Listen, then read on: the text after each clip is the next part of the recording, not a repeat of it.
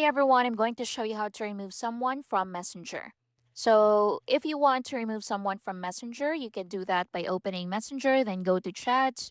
Now, press and hold the conversation, or you can swipe left on iPhone. Then you can click more and click delete, or you can block that person from here. You can restrict it and you can mute it. So, if you want to delete that person, click delete. Then click delete to confirm the action. So this removes the conversation from your inbox only.